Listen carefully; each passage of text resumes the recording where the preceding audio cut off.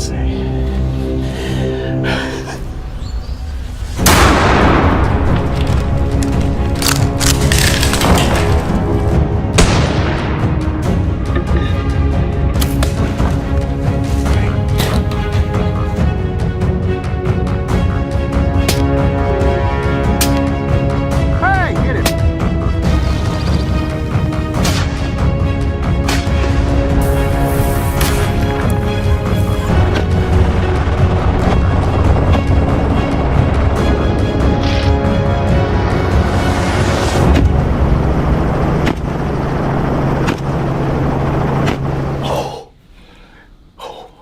Hello everyone!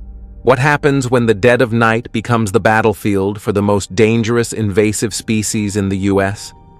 In Florida alone, this invasive species causes over $200 million in agricultural damage each year. What modern equipment do hunters use in these nighttime hunts?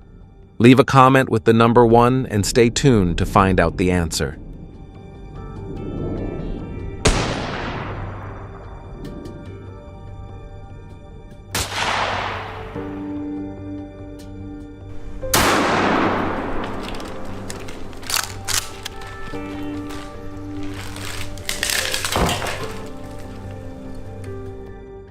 The truth is, black bears have become a terrifying threat, attacking livestock and even encroaching on residential areas. In 2023 alone, black bear attacks on humans in the US increased by 10%, but fortunately, no one was injured.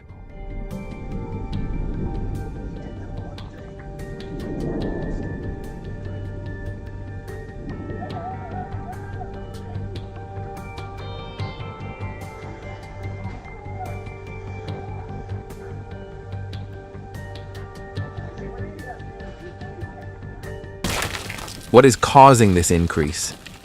As night falls, the scene shifts to gray wolves wreaking havoc on livestock in Montana. According to reports, gray wolves attack over 3,000 sheep each year, causing damage both day and night. Local economies are struggling with financial losses, with damages totaling over $7 million annually. And as if that wasn't enough, red foxes have also become a problem, stealing eggs and causing significant damage to farms.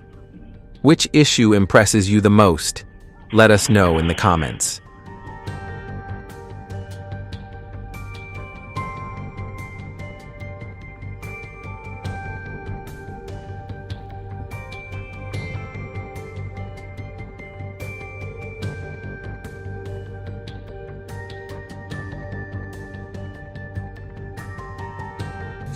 With the increase in nighttime black bear hunting, hunting black bears at night presents many challenges that hunters must face. According to a 2023 report from the U.S. Fish and Wildlife Service, black bear attacks on humans increased by 10%, highlighting the need for careful monitoring and safety measures during nighttime hunts. Hunters must adhere to strict regulations in many states, such as using firearms with specific calibers.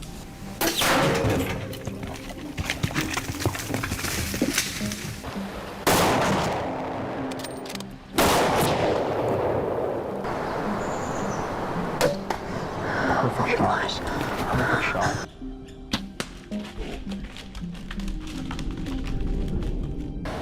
For example, in Montana, hunters must obtain a special permit to hunt black bears at night, and the use of bait is prohibited in some areas to maintain ethical hunting practices. Additionally, nighttime hunting is often restricted to certain seasons, typically from late fall to early winter, to protect bear populations. In 2022 alone, California reported over 1,500 black bear sightings, underscoring the importance of proper management for this species. Furthermore, hunting too close to residential areas can raise safety concerns, so hunters must be aware of legal boundaries and maintain a safe distance. Do you enjoy hunting bears? If so, leave a comment with the number 2.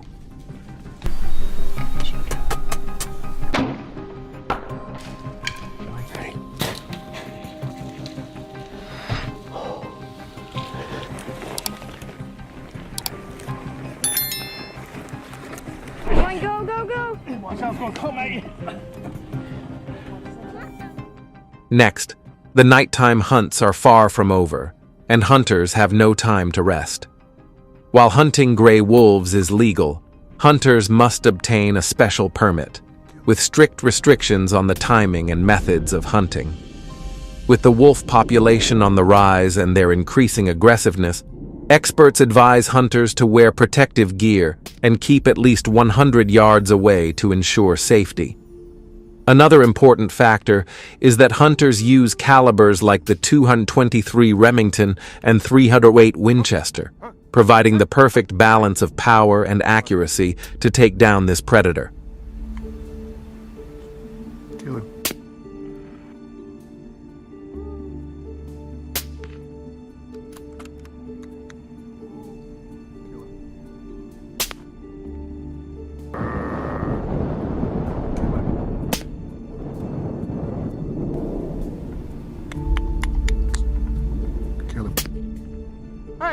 The right weapon is crucial, but keeping your scent concealed is just as important. That's why many hunters go to great lengths to mask their scent using body sprays and odor-blocking products. Hunters are advised to use scent-reducing clothing, special shower gels, and ozone generators.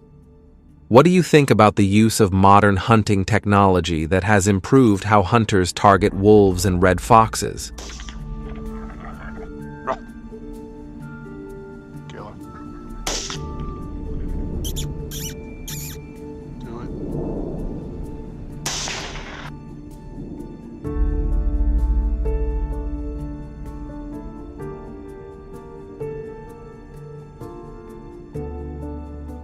Electronic predator calls that mimic the sounds of injured prey attract these invasive species, especially during the winter months when food is scarce.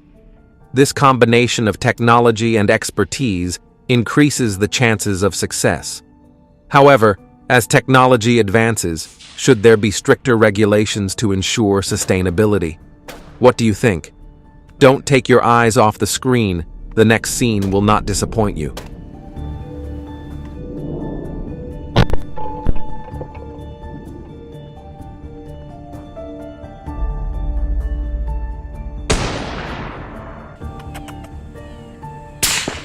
Got him. Heck of a shot. Pick him up there. Thermal hunting technology has greatly improved the effectiveness of red fox hunting. At night, using thermal scopes helps hunters track and hunt safely, while also allowing them to see better in poor visibility conditions. If you support the introduction of modern equipment into hunting activities, leave a comment with the number 1. G'day.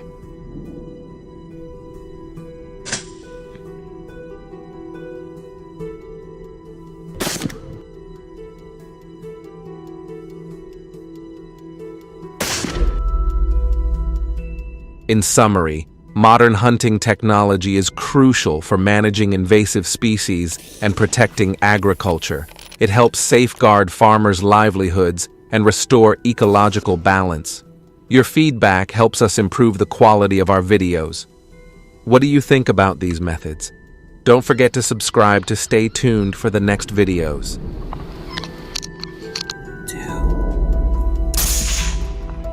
He exploded.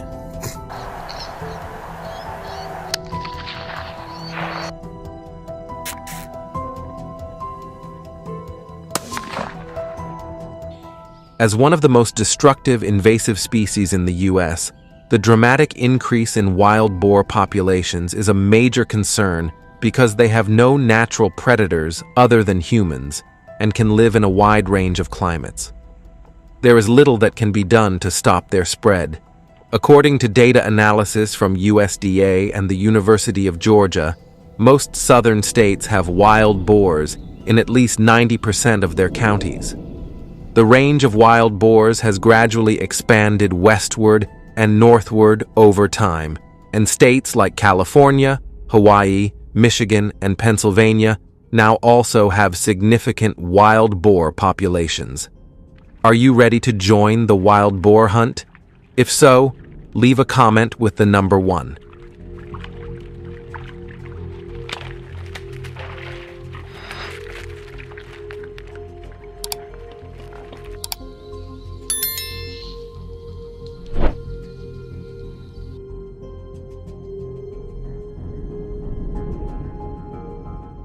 To address the issue, in 2011, researchers at the Kerr Wildlife Management Center in Texas tested the effects of sodium nitrite on wild boars and non-target species. Although a poison bait trial program was implemented, the actual effectiveness is still being evaluated, and there are no specific results on the level of success. This raises questions about the feasibility and safety of this method in controlling wild boar populations.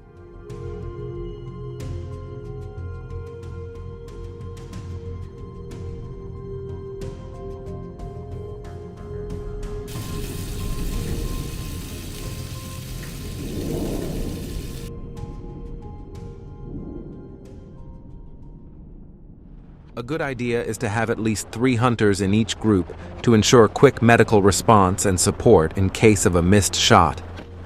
Is wild boar hunting the best solution, or should we explore other methods? Leave a comment with the number 1 if you liked this video. Thank you for watching, and stay tuned for the next video.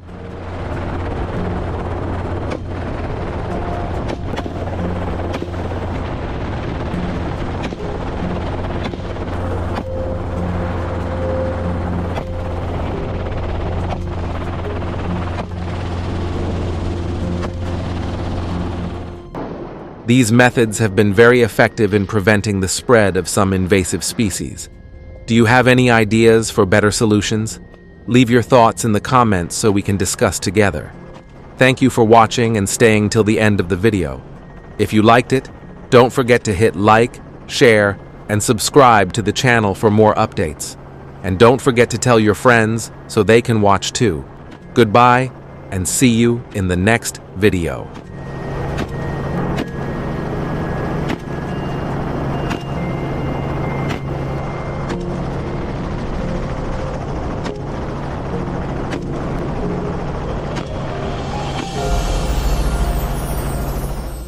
In response to the crisis, various traps have been developed and introduced to the market. These traps are strategically placed around fields and areas frequently visited by wild boars. Hunters begin by marking the trap's center point and anchoring it securely with a harpoon-like mechanism. T-posts are then positioned strategically and connected with straps to form a sturdy perimeter. This design enables quick assembly, often in less than 30 minutes, while maximizing the trap's effectiveness.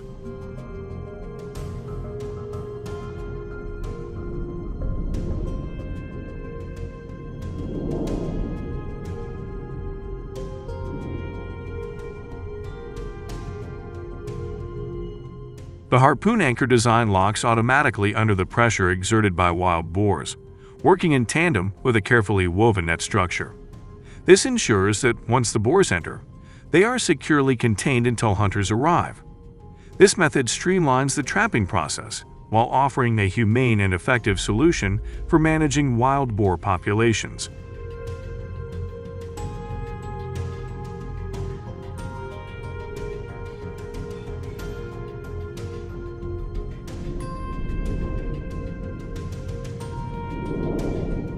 To prepare bait for the trap, gather ingredients like corn, fruit juice, instant yeast, colored gelatin, and strawberry-flavored drink mix. Begin by using a large container and pouring in liquids such as juice and soft drinks.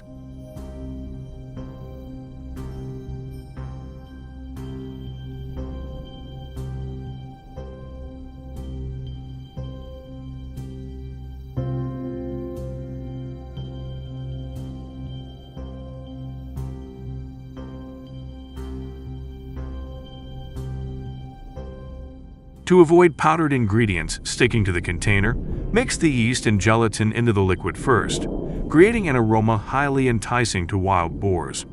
Once combined, add the corn, ensuring it is fully submerged and coated. Allow the mixture to sit for 4 to 5 days, giving the bait time to absorb all the flavors thoroughly.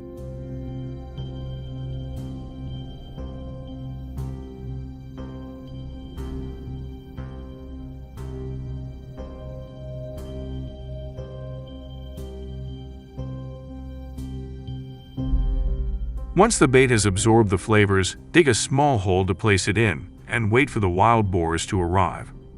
This method is highly effective for attracting and trapping wild boars. In the United States, these efforts help reduce the wild boar population by approximately 70% annually.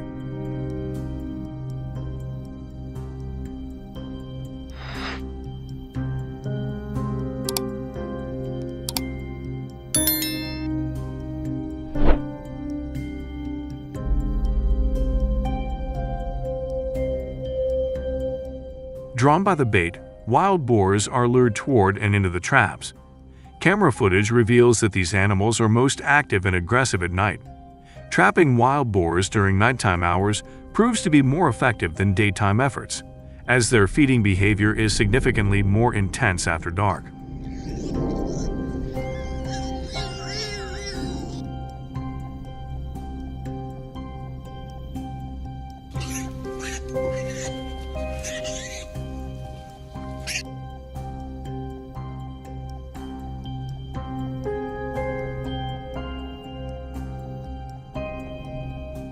In the United States, wild boar trapping is typically regulated and often requires permits from local government agencies.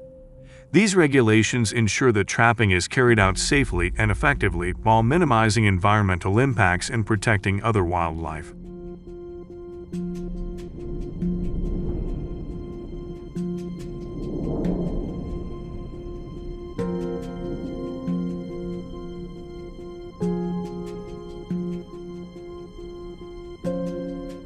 The best locations for setting traps are near trails commonly used by wild boars.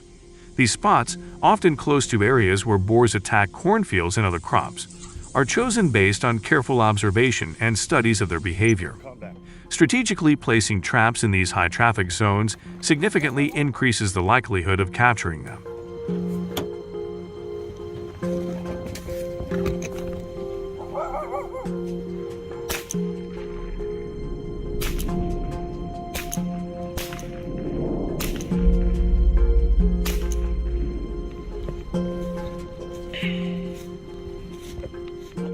Trapping wild boars is a highly effective method for controlling and reducing their population. Once a boar enters the trap, the mechanism activates, securing it inside and preventing escape. After approximately 3 hours of struggling, the boar tires, making it easier to handle. This approach enhances hunter safety, particularly in adverse weather conditions, as it eliminates the need for direct confrontations with the animals during a hunt.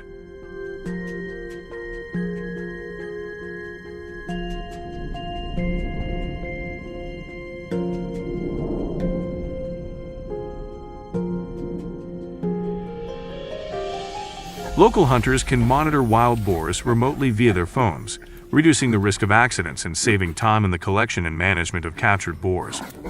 Regulations mandate that hunters involved in trapping must inspect the traps every time they go hunting. These inspections ensure the traps are securely set up and functioning properly, maintaining safety and effectiveness.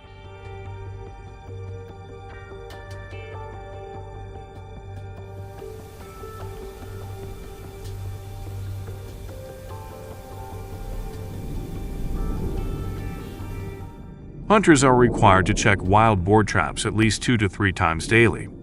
This ensures the traps remain intact and enables quick action if a boar tries to escape. Frequent inspections also promote humane treatment by minimizing the time boars spend in the traps, ensuring they are promptly and appropriately handled.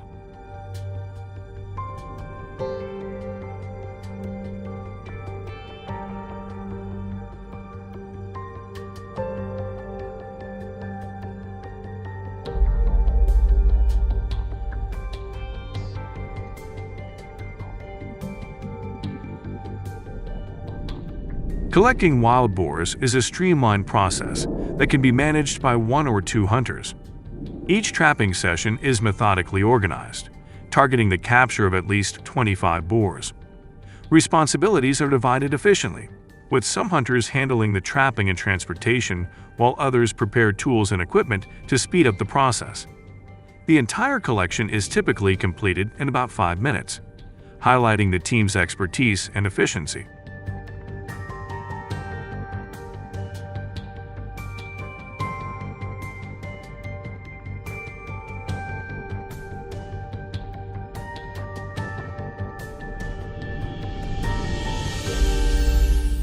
In addition to traditional traps, foot traps are being used to capture wild boars while sparing young ones. These traps play a crucial role in controlling wild boar populations, particularly in areas where they cause extensive damage to agriculture and the environment, making them an effective and targeted solution.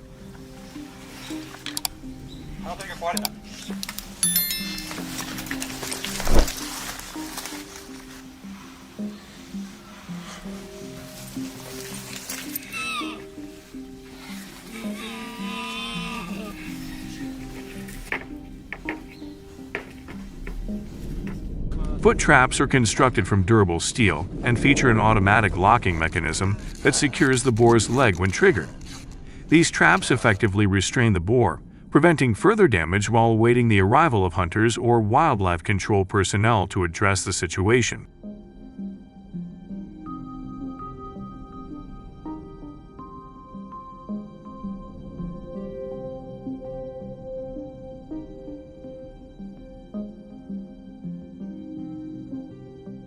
Setting foot traps requires a thorough understanding of wild boar behavior and is typically done in high-traffic areas like water sources or forest trails. While effective, their use must adhere to humane regulations, ensuring minimal pain to the animals and preserving ecological balance. Proper placement and careful handling are essential for responsible trapping practices.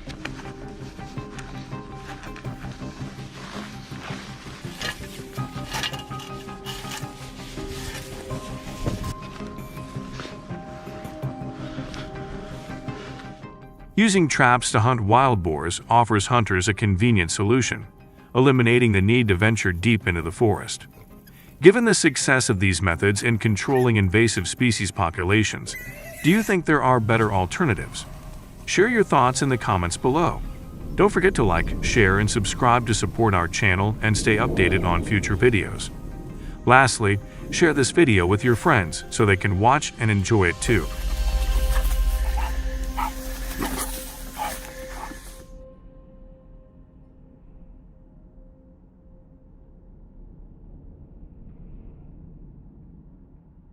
Hi everyone.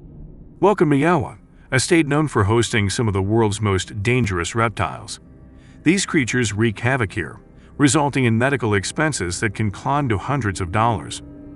How are local farmers tackling this escalating problem, and what steps are being taken to safeguard the community?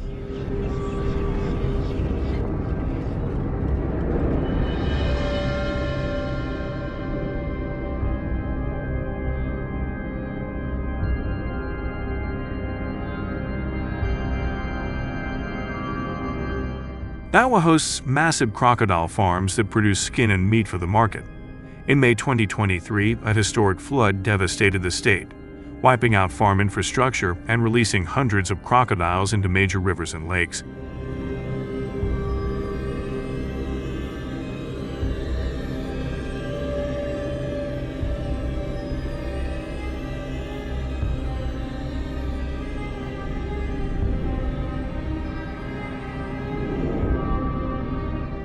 The crisis escalated in early June when a group of locals boating on Seville Lake was unexpectedly attacked by crocodiles.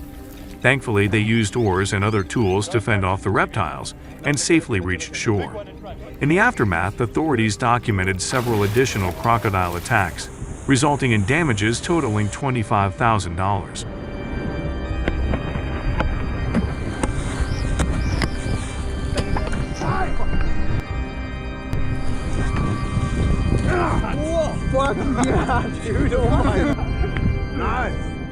The incident underscored the serious threat crocodiles pose, sparking concern within the community and driving urgent conversations about safety and wildlife control.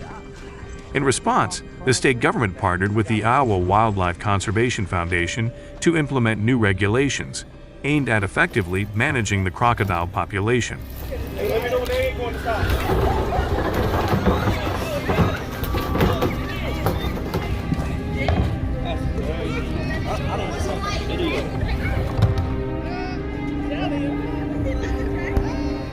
The policies include tracking crocodile activity, designating controlled hunting zones in specific regions, and offering financial incentives to farmers who engage in management efforts.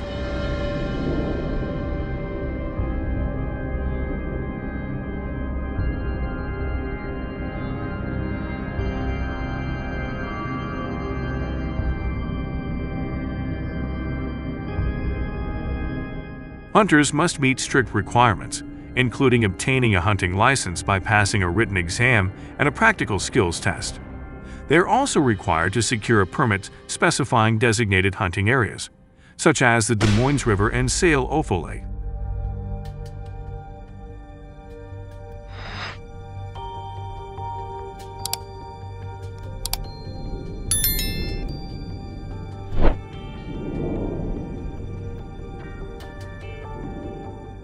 Hunters are also required to provide proof of insurance and pass a background check to confirm there are no prior wildlife-related violations. Non-compliance with these requirements can lead to severe penalties, including fines of up to $5,000 and possible revocation of hunting privileges.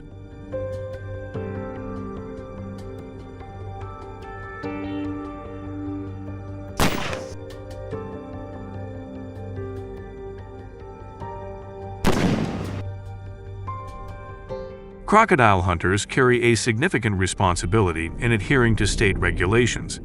They must accurately report the number of crocodiles hunted and ensure their activities do not negatively impact the environment. Furthermore, they are required to properly maintain their equipment and prioritize the safety of themselves and others.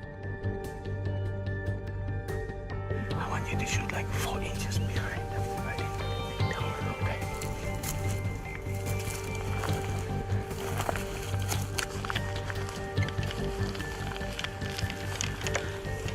Between 2021 and 2022, the crocodile population declined from 4,500 to 3,200. Hunting these dangerous predators demands specialized skills, as hunters must be adept at tracking and identifying their traces while understanding crocodile behavior and habitats for effective approaches. Each hunting expedition typically lasts 8 to 12 hours in challenging environmental conditions, requiring hunters to possess significant physical strength and endurance.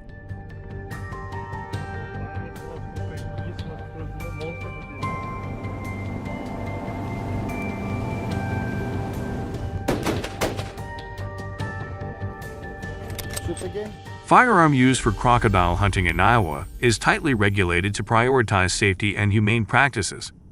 Hunters commonly use .308 Winchester rifles or 12-gauge shotguns, selected for their long-range accuracy, enabling hunters to strike from a safe distance. Firearms are issued to hunters for the season and must be returned to authorities at its conclusion.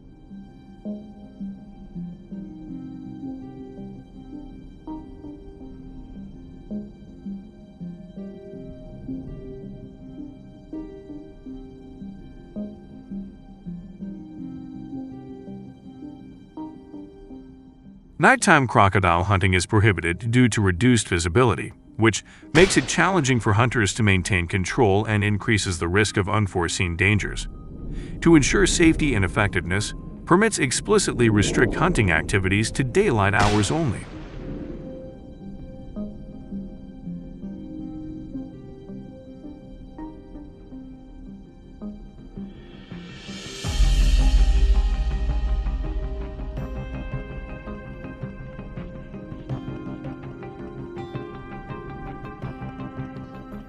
In addition to firearms, hunters use bows to hunt crocodiles, taking on the challenge as a test of skill and daring. Bow hunting requires extraordinary precision, as hunters must silently approach their targets, often waiting for the crocodile to rest or surface. Using specially designed arrows capable of penetrating the crocodile's thick skin, hunters must aim with pinpoint accuracy and shoot swiftly to ensure an effective kill. This method not only highlights their hunting expertise, but also fosters a deep connection with the untamed wilderness.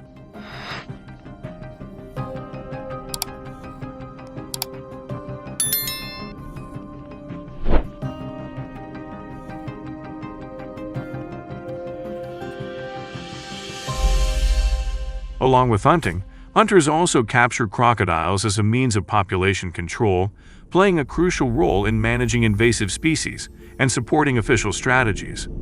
However, this practice has ignited significant controversy among animal rights advocates, who argue that such methods disrupt the natural ecosystem and harm wildlife.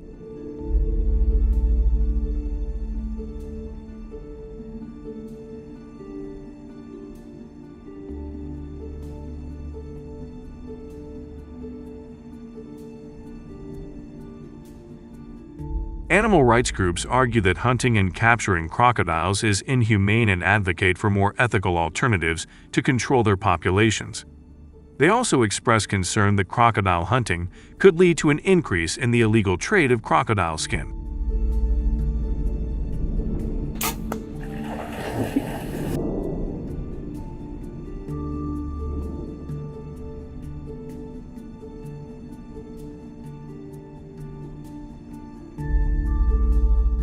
To tackle this issue, authorities must reinforce control measures by closely monitoring and inspecting transactions involving crocodile skin.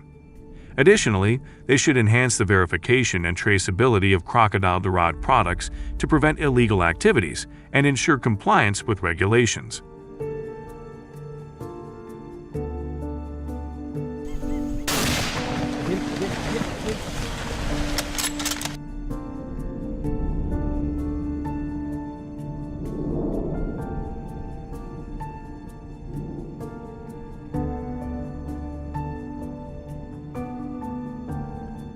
Furthermore, some individuals have turned to domesticating crocodiles for economic gain.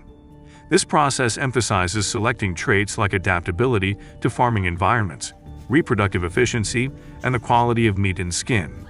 To achieve the best outcomes, breeders must possess in-depth knowledge of genetics and advanced quality control techniques.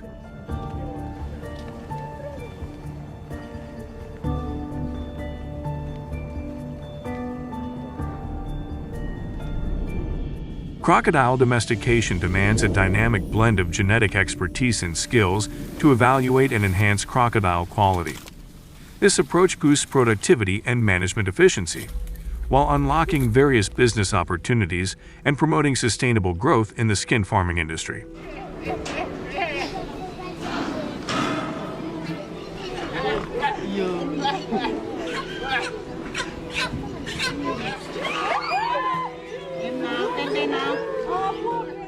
After watching the video, what are your thoughts on this hunting activity?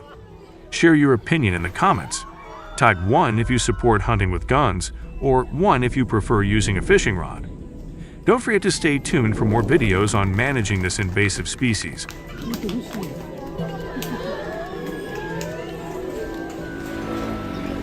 Hello everyone. In recent years, meet the Komodo dragon, the true king of lizards, with its massive body weighing up to 150 kilograms. While it lacks mythical wings or fiery breath, this giant predator wields deadly tools, razor-sharp teeth, venomous saliva, and an incredibly sensitive long tongue. Armed with these natural weapons, the Komodo dragon can effortlessly take down large prey like water buffalo, deer, and even humans.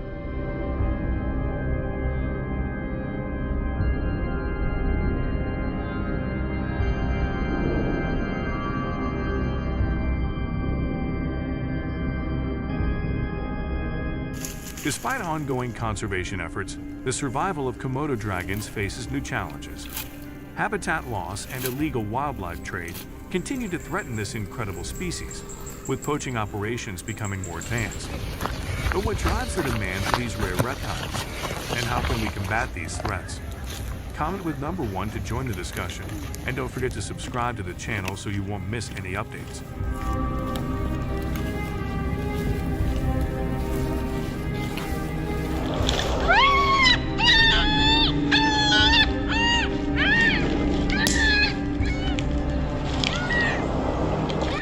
With its flat head, piercing gaze, massive body, and long dragging tail, the Komodo dragon resembles a relic of the ancient past.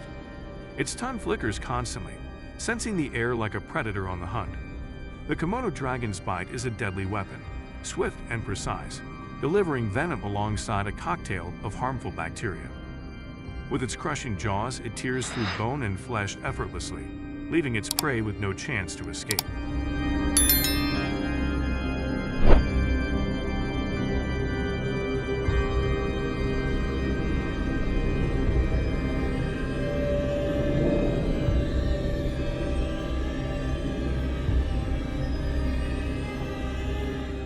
So what makes the Komodo dragon's venom so lethal? It's not just a simple toxin, but a potent blend of powerful proteins designed for maximum impact. These proteins disrupt the prey's blood clotting, causing massive blood loss, lowering blood pressure, and sending the prey into shock, As the venom works, it gradually incapacitates the nervous system, leaving the victim completely defenseless.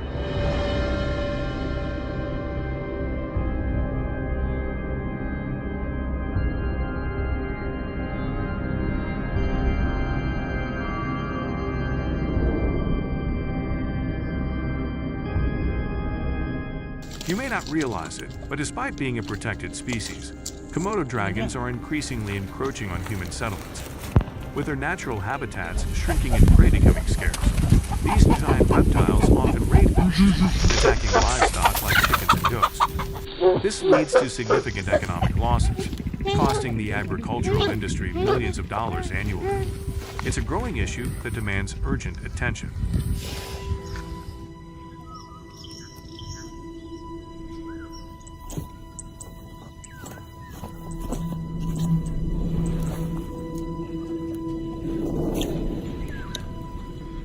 Even more frightening, Komodo dragons have been reported boldly entering and hiding inside people's homes. Just imagine coming face to face with such a predator. I'd probably freeze in terror. So how can we prevent these dangerous encounters? Comment with number 1 to join the discussion and explore solutions to keep both humans and Komodo dragons safe.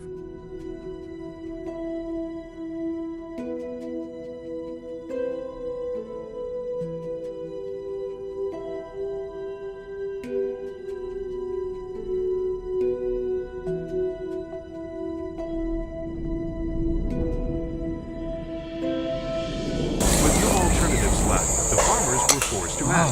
They called upon the most skilled Komodo dragon hunters, individuals daring enough to confront this formidable predator. Armed with high-powered rifles and guns, these hunters rely on heavy-duty ammunition designed to deliver enough stopping power to neutralize their targets effectively and safely. Yes. Tangkap cuma, tangkap, tidak apa-apa. Mantap guys, babon.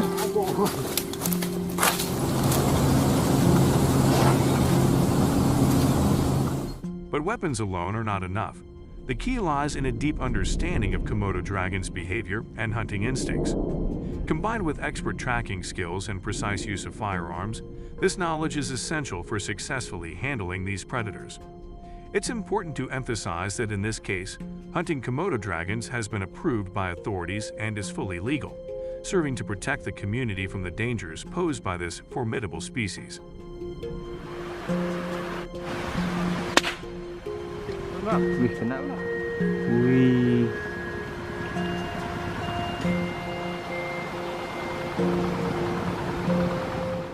You might be curious why Komodo dragons fight each other, right? Despite being the same species, scarce food often leads to intense competition. In every group of Komodo dragons, a strict hierarchy exists, and these battles serve to reaffirm dominance and maintain order, ensuring the group's stability in challenging conditions.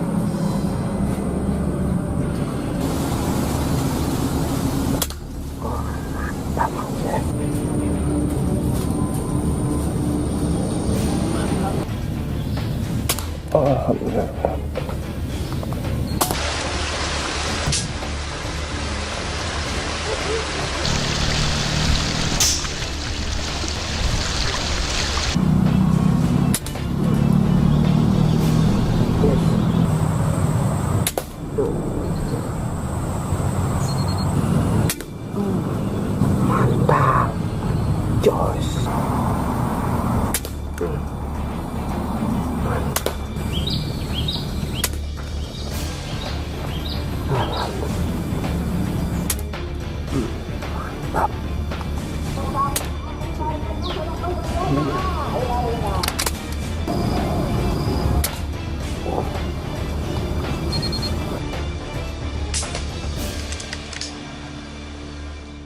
Don't be deceived by the calm waters. Komodo dragons are not bound by land. Even fish aren't safe from their swift and deadly attacks. In mere seconds, a Komodo dragon can swallow its prey whole, making it a fearsome predator. Comment with number 1 if you think it's time to address the challenges posed by these formidable creatures.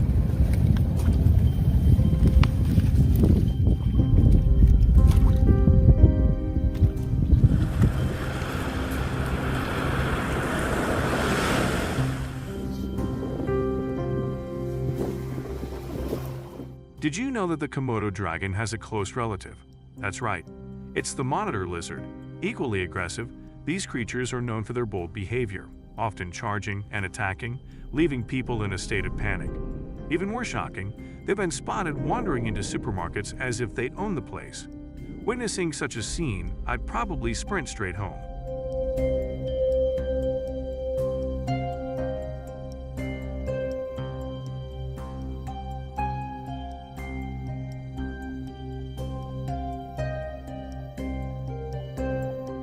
To conserve ammunition, farmers have created simple yet effective traps to catch monitor lizards. However, these homemade traps are only suitable for smaller lizards and often fail to handle the larger ones. Do you think there's a better solution for this challenge?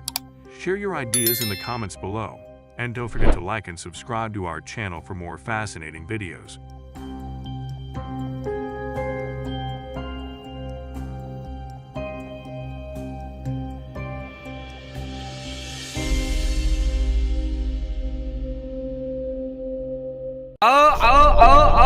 ले ले ले ले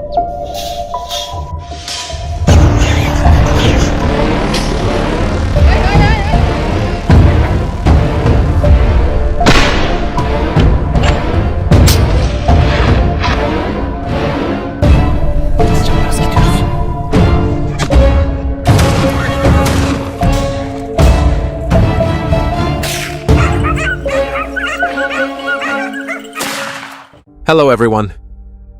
It all started with a shocking scene. Over 1,500 macaque monkeys swarmed in, their howls echoing through the deserted streets. Attracted by the abundant garbage and easy food sources, the macaques turned urban areas into battle zones. The environmental impact was severe, with quality indices dropping by 30% as parks and waterways became flooded with trash. Property damage skyrocketed, estimated at $3,200,000. But the real shock came when people realized the scale of this unprecedented invasion. Are you ready to explore the macaque monkeys? If so, leave a comment with the number 1.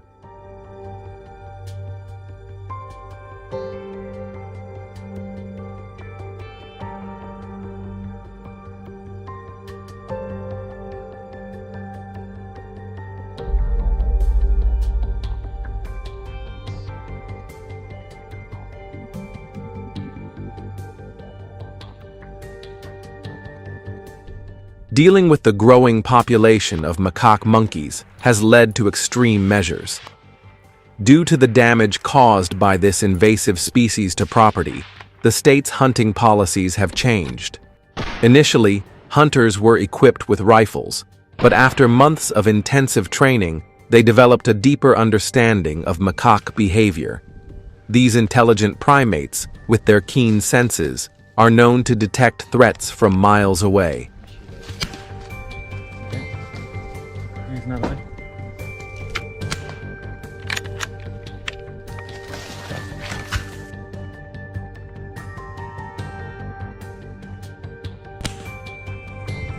Yeah.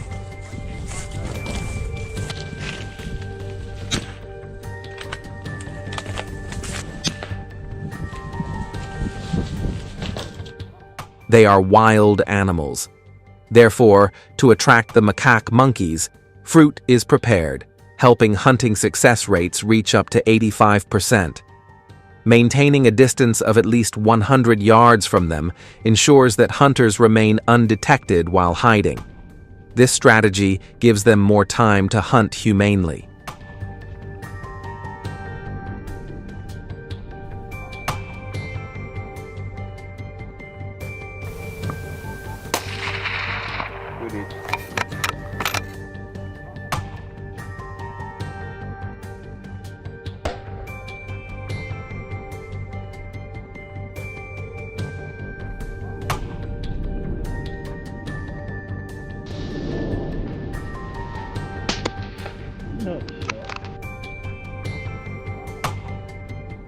In this video, I will reveal an experience you might not know about.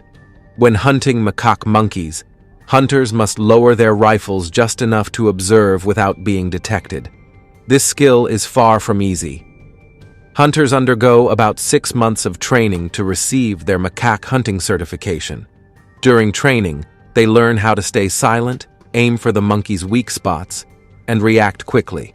So, do you have the right hunting posture? Leave a comment below.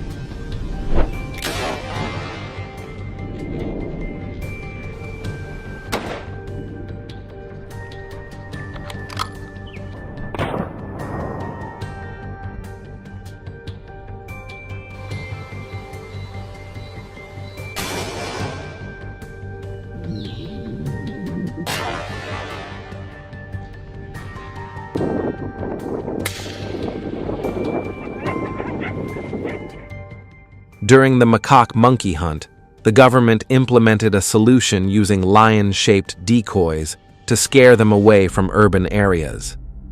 These mascots are placed in cities like Austin and Houston, where the invasion problem is severe. Because macaque monkeys fear lions, this measure creates a protective barrier for residents. It was researched and developed by wildlife conservation experts and has produced noticeable results. The pollution index in Austin dropped by 25% after the monkeys were no longer present, proving that residents' quality of life has improved.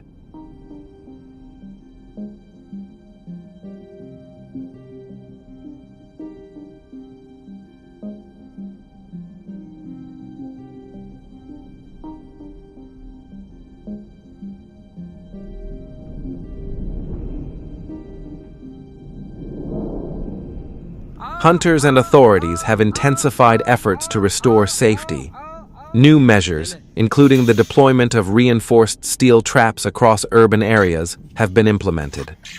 Licensed hunting is strictly permitted from September to November, ensuring the baboon population is controlled.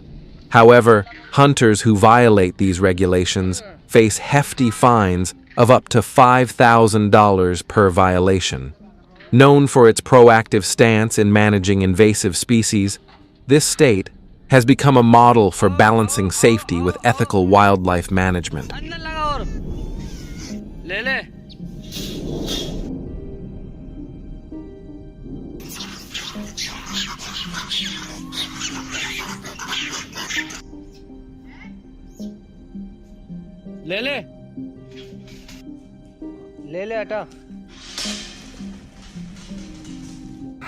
All traps placed throughout the area are carefully baited to attract baboons, ensuring a higher success rate. But let me ask you this: would hunting be successful without bait inside the traps? Traps are only permitted to be set from 6 p.m. to 6 a.m. to minimize disruption to the city's daily life. Additionally, only hunters aged 21 and above with a valid license are allowed to participate in this activity. Pay close attention to licensing policies to avoid fines.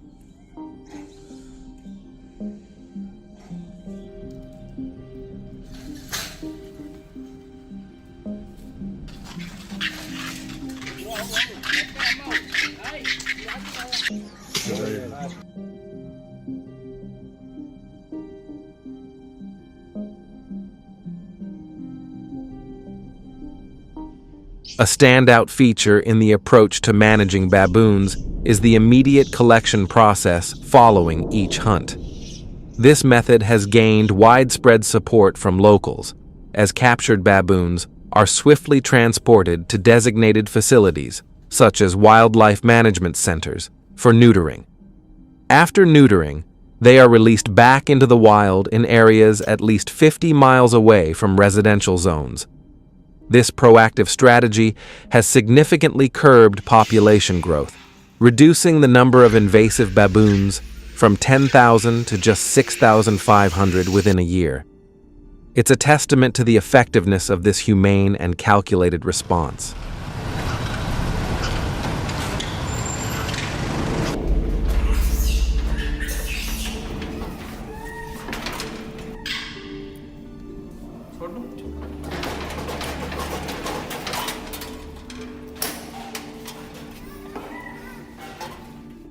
The neutering process is conducted under strict oversight by authorities, with experienced wildlife veterinarians ensuring the safety of the baboons.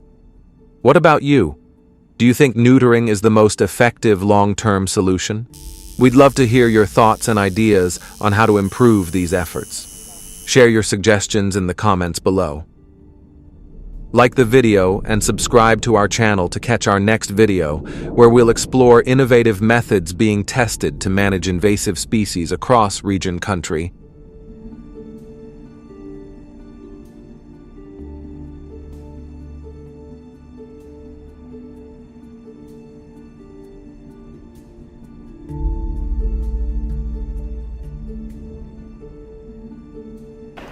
The wild hog population explosion in Texas has prompted authorities to take immediate action to control the situation.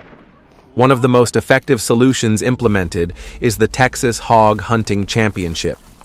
This event attracts over 3,500 hunters from across the United States and is an integral part of the local hunting culture. Are you ready to join us in the wild hog hunt? If so, leave a comment with the number 1.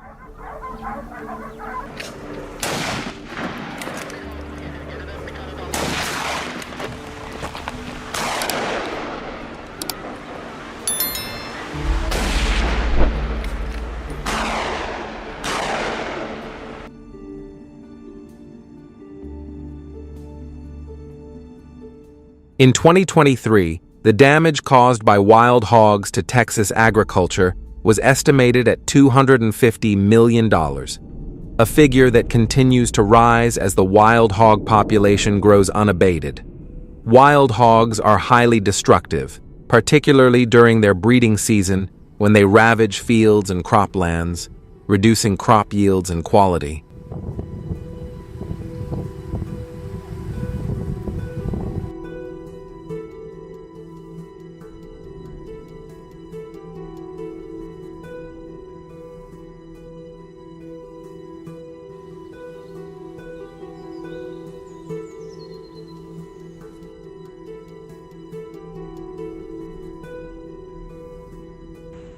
In September 2023, after devastating farmlands, wild boars in South Korea began migrating and attacking areas near city centers, causing significant damage to urban zones. They destroyed gardens, parks, and public spaces, leading to business disruptions. The total property damage in urban areas reached $30 million, including the cost of repairing infrastructure.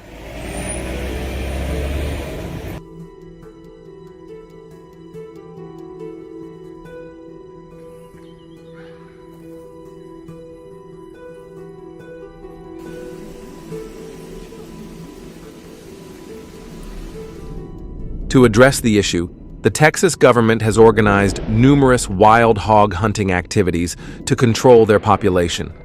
However, attacks by wild hogs on hunters have been on the rise.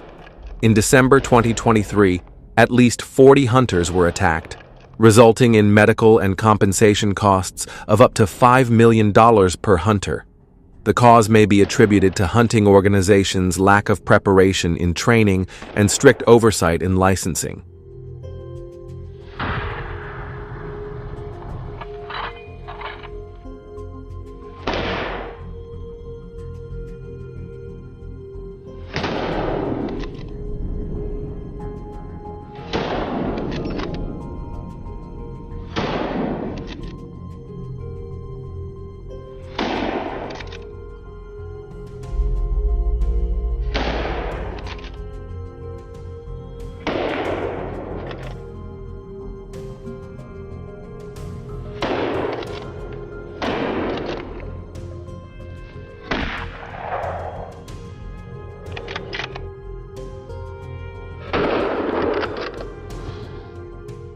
Wild hog hunting is organized annually during two main seasons, winter from December to February and summer from June to August.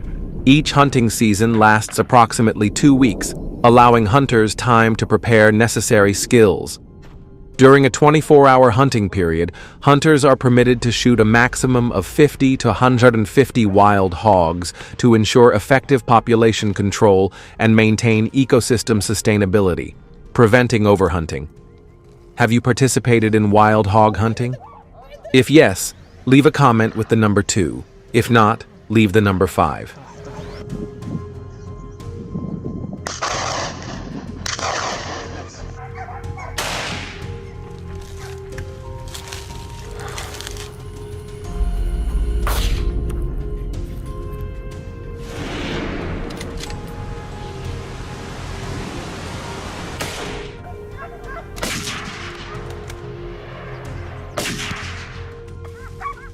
In the Texas Hog Hunting Championship, hunters under 18 are not permitted to participate, as per the regulations for the youth hunter's license.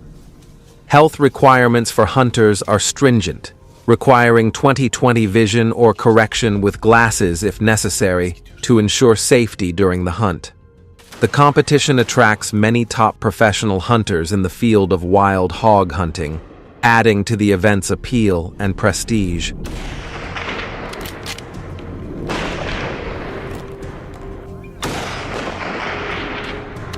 Gördün mü?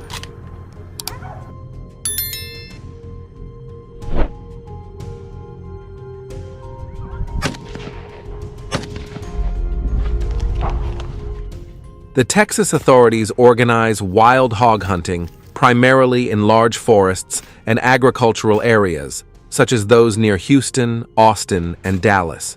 These locations are chosen due to their high wild hog population density, and because they are the areas most severely impacted by the hog's invasion.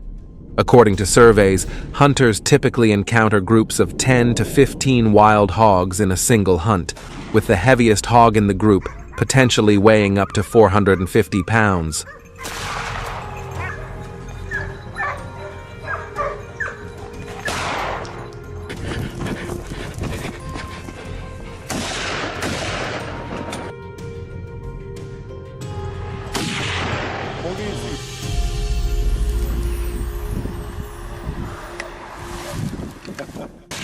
If not effectively controlled, the wild hog population can double annually due to their rapid reproduction rate, with each female producing 12 to 20 piglets per year. However, the hunting license explicitly prohibits hunters from targeting pregnant hogs or piglets for humane reasons.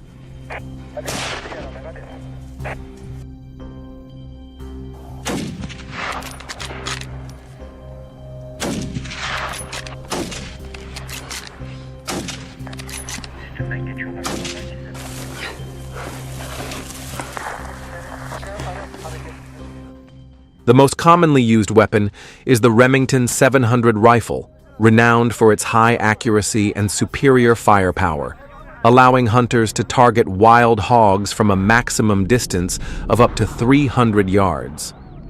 The Remington 700 is favored for its long-range precision and durability across various hunting conditions. In the competition, the most skilled hunter can take down 200 wild hogs in a single season.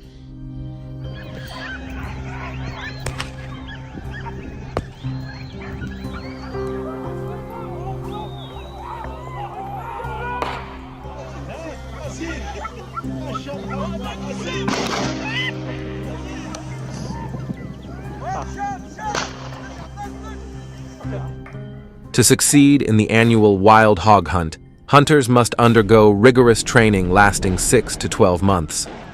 This process helps them understand wild hog behavior and apply humane hunting methods. Team support and tactical coordination are key factors in each hunt, enhancing efficiency and achieving the best results.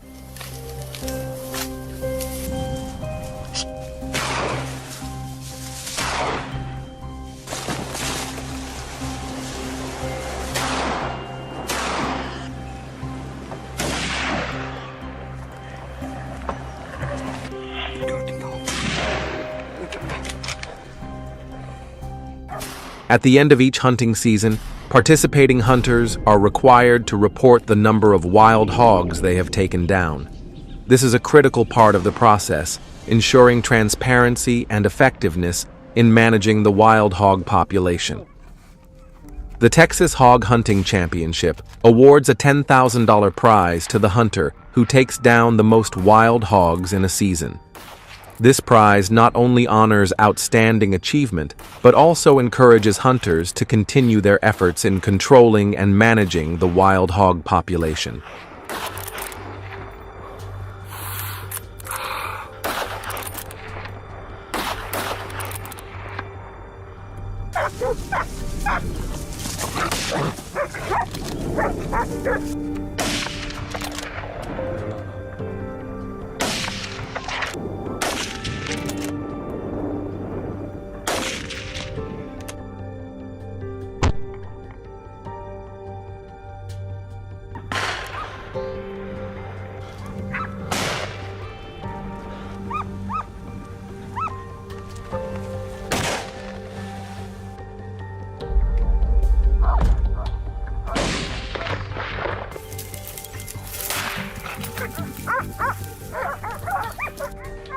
Comment below on which scene you found most thrilling in the Texas Hog Hunting Championship. Hit the subscribe button to catch the latest videos on hunting activities across the USA. Leave the number 1 if you've shared this video. Like and subscribe to our channel for our next video.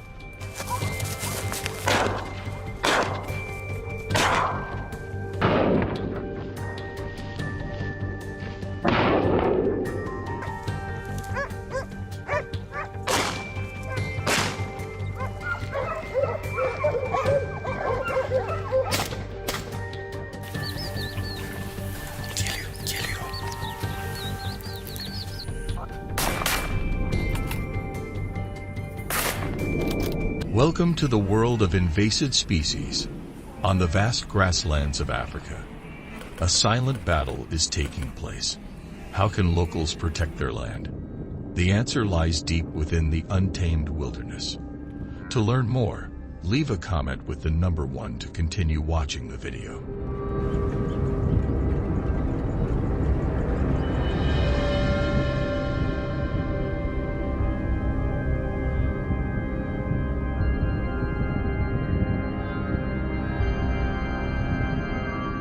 In the case of the marsh antelope, December is always a tough month because the antelope herd is usually far from Tanzania. And the lack of grass in rural areas forces herders to move large numbers of livestock into the sanctuary at night to avoid being detected, just as the lions are hunting.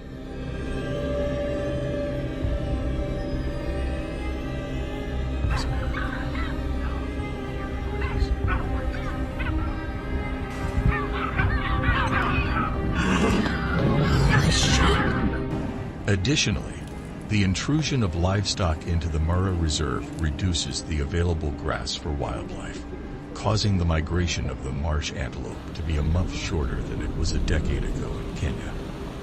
The loss of the marsh antelope has disrupted the food chain, forcing lions to venture deeper into human areas in search of food.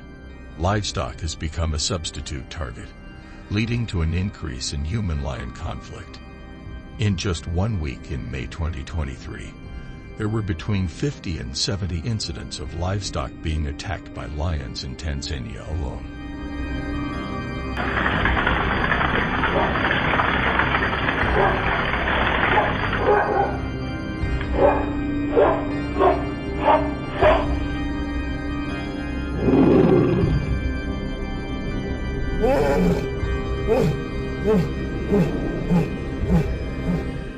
However, dealing with this invasive species is not as simple as just chasing them away.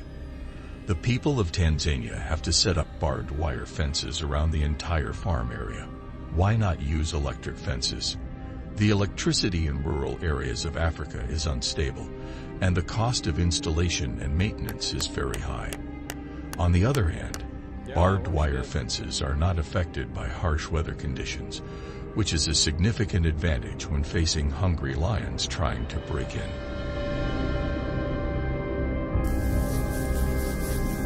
It was a fly.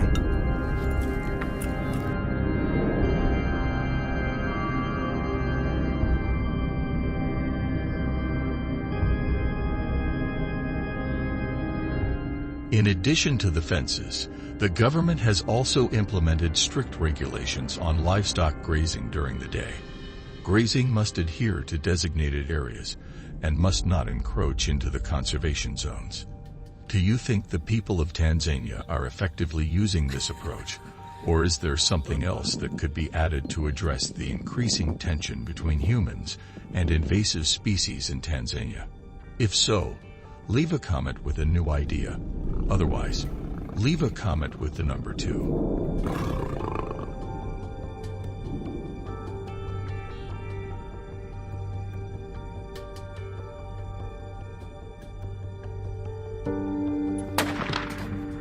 Again, shoot it. Shoot again.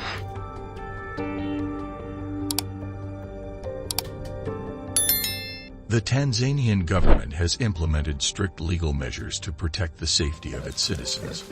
According to Tanzanian law, hunting lions without a valid permit is considered illegal and can result in heavy fines. In the event of a direct attack by a lion, the law allows citizens to defend themselves in order to protect their lives and property. The guards of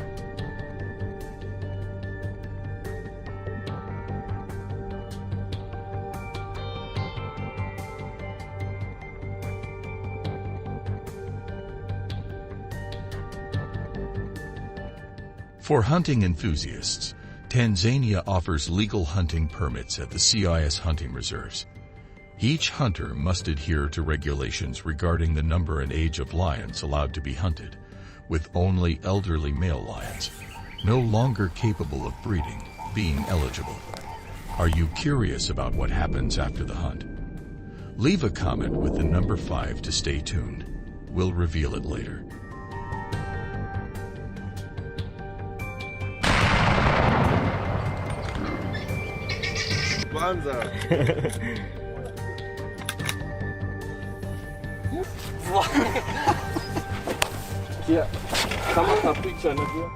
Moreover, hunting lions in Tanzania is not a solitary task.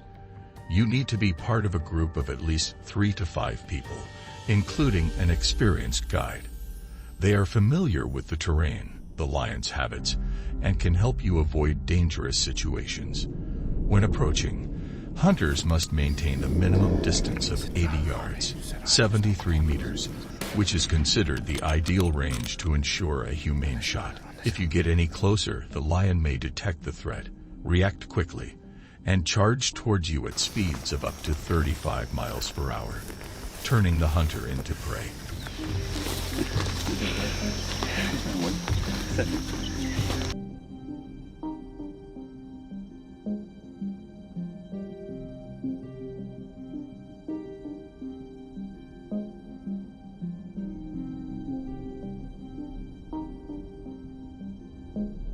The Tanzanian government only permits the use of a Magnum 0.375 and H rifle or higher, which is powerful enough to take down an adult lion. After the lion is successfully hunted, the hunter must hand over the trophy to the local authorities, where relevant agencies will inspect, collect data, and confirm the legality of the hunt. Most of the money collected from hunting licenses is reinvested into conservation efforts and community development activities.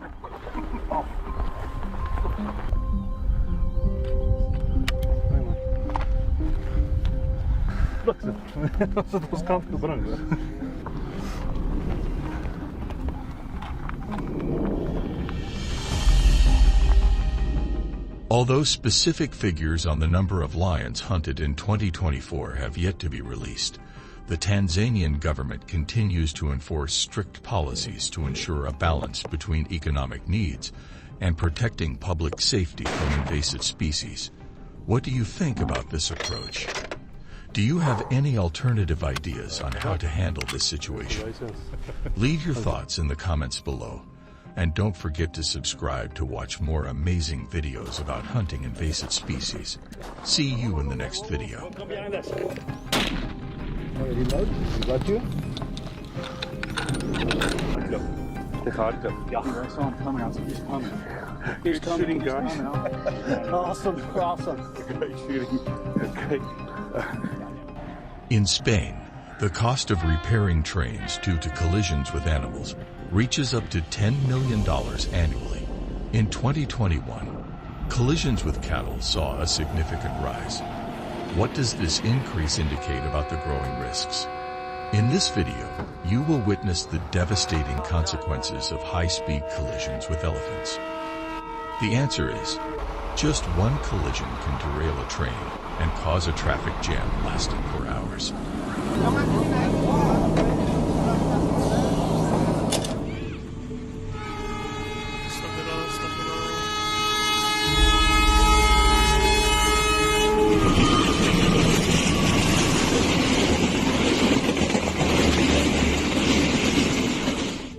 It seems like the mother bear is panicking because her cubs are being threatened. In Alaska, collisions with black bears near railway tracks are on the rise. Should the government build fences to protect both wildlife and humans? Hey!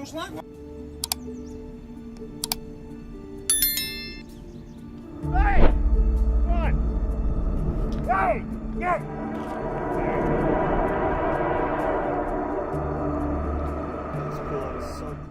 This image was captured by passengers on the train, and releasing cattle onto the tracks could not only disrupt traffic, but also pose a risk of attacks on people.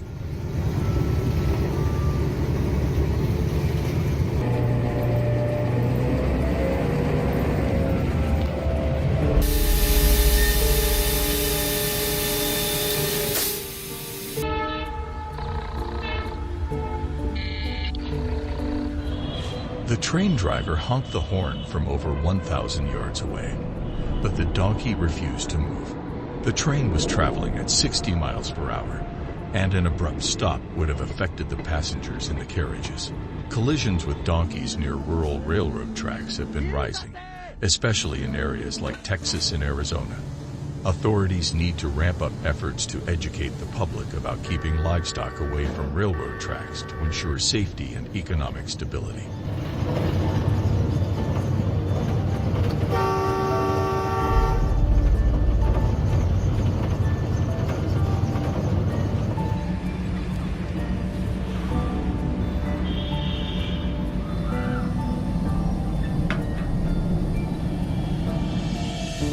If livestock in Florida continue to cause railroad accidents, they could face fines up to $10,000.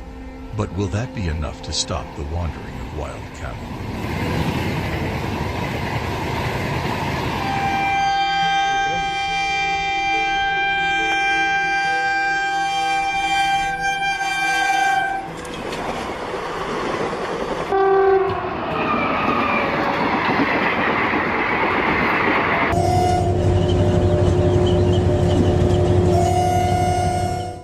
A collision with a bird shattered the train's windshield, obstructing the driver's view and creating a serious safety hazard.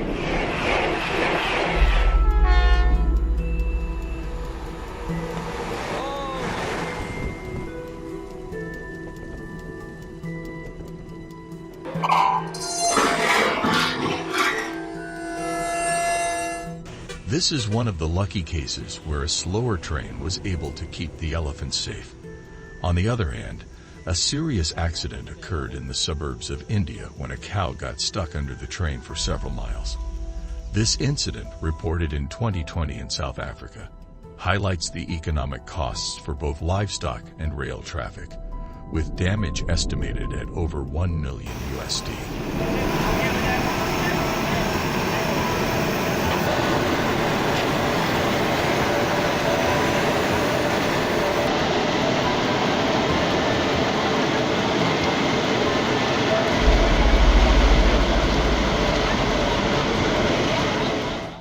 The train, running as usual, turned tragic when it crashed into a cow in a village. Who will take responsibility for this reckless livestock grazing?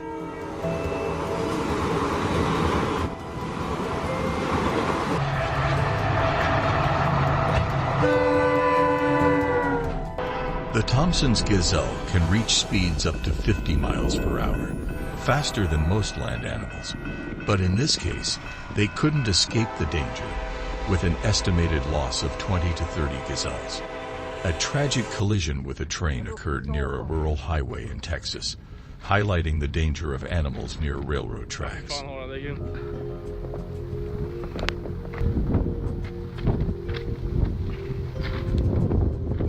Double kill, triple kill, overkill, kill-tacular, killionaire, killing spree, killing frenzy, running riot. The video shows a man getting close to a fast-moving train, a reckless move that put him in danger as he crossed the tracks. If you're near a railway line, be cautious, as this could happen to anyone.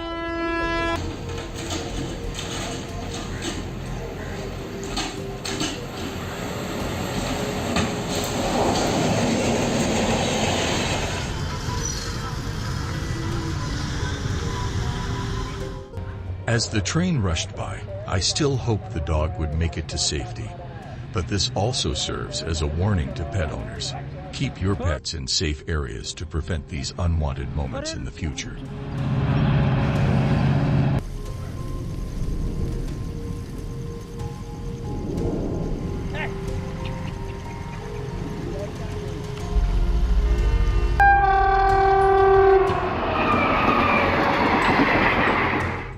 A donkey, known for its stubborn and independent nature, stood still on the tracks despite the train conductor shouting.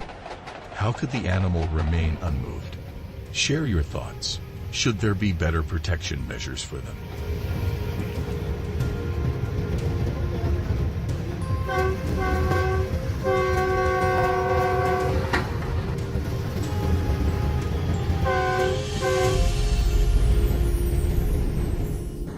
The video was dim, and I feared something bad would happen. But the train conductor was still able to carefully control the train, allowing the deer to escape danger. If the deer were more aware of the impending danger, it could have been safe. But this requires government intervention to install wildlife fences to prevent animals from crossing the tracks. Since trains are very long, a collision would pose significant dangers in the future.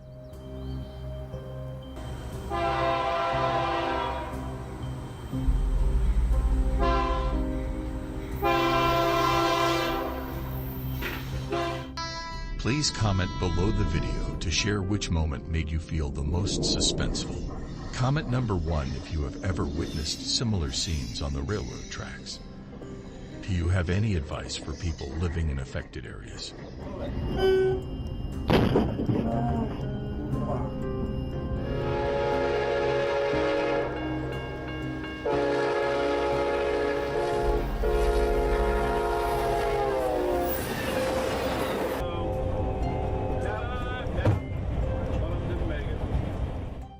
Thank you for watching the video and sharing your advice.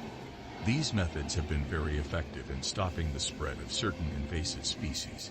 If you have any better ideas for solutions, feel free to leave your thoughts in the comments so we can learn together. Thank you for following along and watching the entire video. If you enjoyed it, don't forget to like, share, and subscribe to the channel so you won't miss the next videos. Be sure to tell your friends so they can watch it too. Goodbye, and see you in the next video.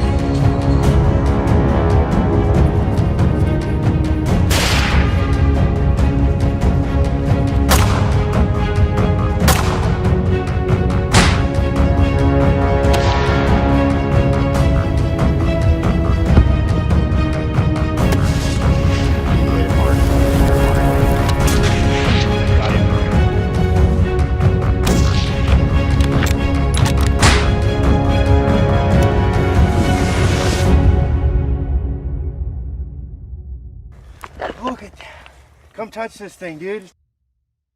Hello, everyone. South Africa is home to the largest rhino population in the world, with an estimated 16,000 to 18,000 individuals, including both white and black rhinos. These majestic creatures are mainly found in protected areas like Kruger National Park, where they roam vast savannas and grasslands. Are you ready to join us in exploring rhino hunting? If so, leave a comment with the number 1.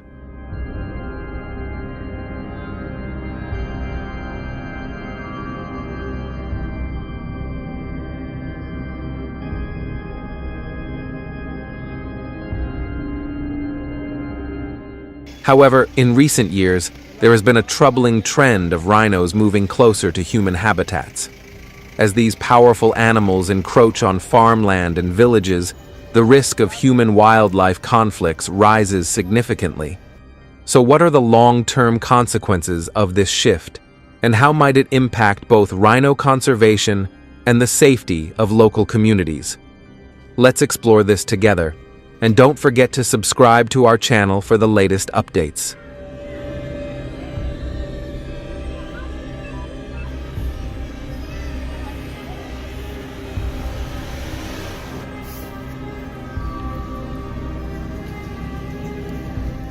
On May 14, 2024, in Limpopo Province, South Africa, a rural road was suddenly blocked when a herd of rhinos entered a residential area, causing severe traffic congestion. Amid the chaos, one rhino collided with a vehicle, overturning it and causing serious injuries to its occupants. A man inside the car sustained multiple fractures and internal bleeding. Emergency services quickly arrived at the scene, rescued the man, and rushed him to the nearest hospital.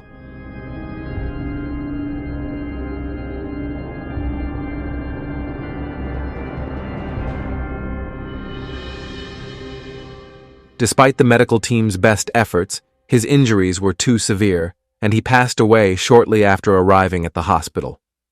This tragic incident serves as a stark reminder of the dangers posed when wildlife encroaches on human territories, especially in areas where such encounters can have fatal consequences.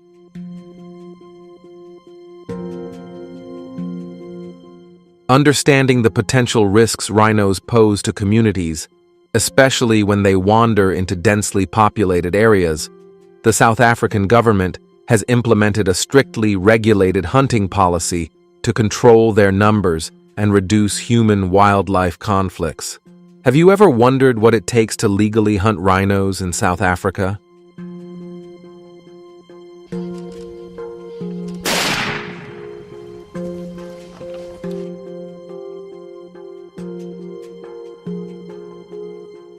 Each year, this hunting policy attracts around 500 to 600 hunters from around the world, drawn by the challenge of hunting one of Africa's most iconic and formidable animals. However, to legally hunt rhinos in South Africa, hunters must obtain several permits, including a professional hunting permit, which is mandatory for both local and foreign hunters, and specifically the CITES permit. As a result, South Africa issues approximately 100 to 150 rhino hunting permits annually, a number carefully determined by wildlife management authorities.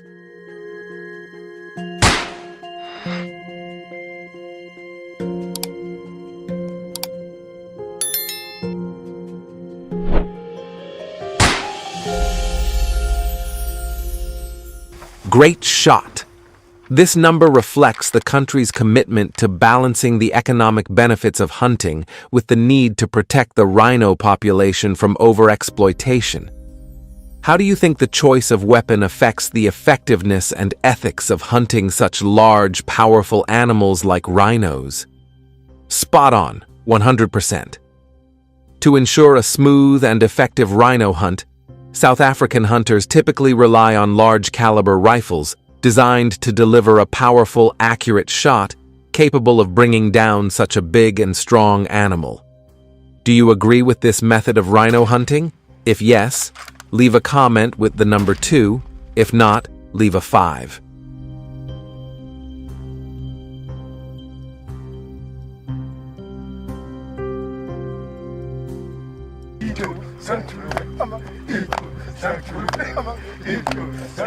Popular choices include the 375 H&H Magnum, 416 Rigby, or 458 Lot, all providing the stopping power necessary for humane and effective rhino hunting. Additionally, hunters in South Africa often form small groups of 2 to 4 people when hunting rhinos. This group size allows for better coordination, safety, and support throughout the hunt. Each member typically takes on a specific role, such as the primary shooter, backup shooter, and spotter, ensuring the hunt runs smoothly.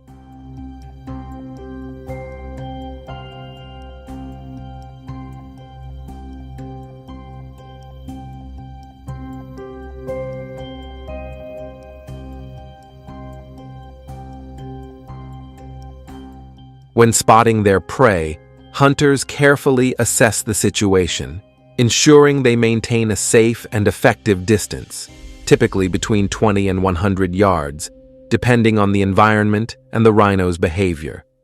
At this range, hunters can accurately aim for vital areas such as the heart and lungs to guarantee a quick and humane kill.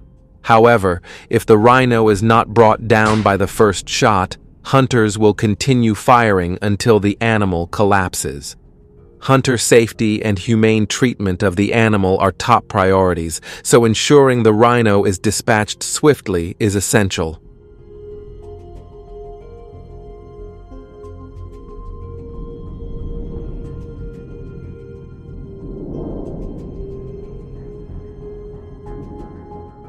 So what must hunters report after a successful rhino hunt in South Africa? Specifically, after a successful hunt, hunters are required to submit detailed reports to relevant authorities such as the South African Department of Environment, Forestry, and Fisheries. The report must include specific information such as the hunting location, the number of rhinos taken, the age and sex of the animals, and the permit numbers used for the hunt.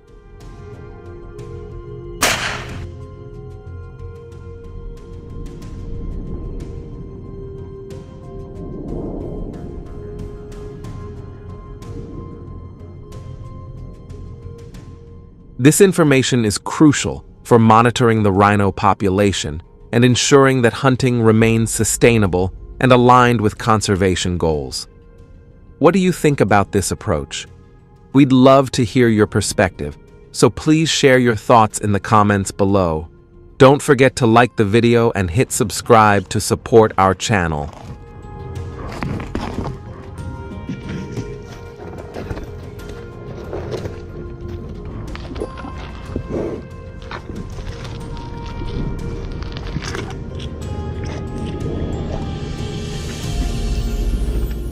Mountain goats thrive in the rugged terrain of the United States, with an estimated population of around 3 million. These resilient animals are perfectly adapted to their harsh environment, flourishing in the steep rocky landscapes of the Rocky Mountains and other high-altitude areas. Known for their agility and distinctive features, thick fur, long black horns, and a bearded appearance, mountain goats captivate wildlife enthusiasts everywhere.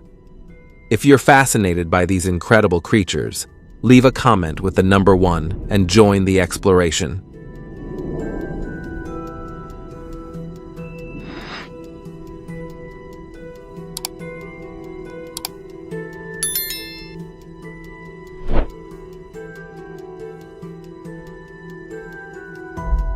Mountain goats in the U.S. stand out with distinctive physical features perfectly adapted to their harsh environment. One of the most noticeable traits is their prominent beard, paired with a short tail, giving them a unique appearance. They are also characterized by long black horns, which can range from 5.9 to 11 inches in length. These horns are not only striking features, but also serve practical purposes in daily life, such as defense and displaying dominance.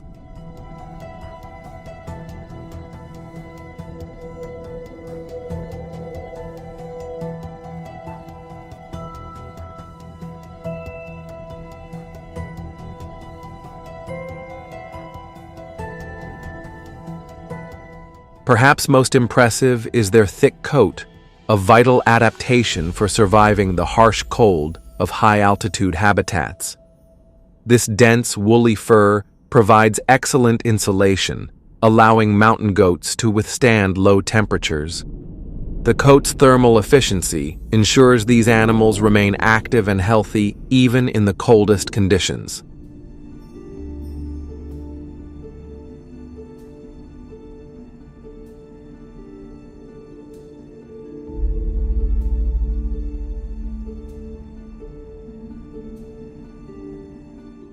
Together, these physical traits make mountain goats perfectly suited to their rugged environment, enabling them to thrive in some of North America's most challenging terrains. Additionally, their feet are expertly designed to climb steep rocky slopes with inclines exceeding 60 degrees, providing remarkable stability and grip. This adaptation allows them to navigate the treacherous landscapes of the Rocky Mountains with ease.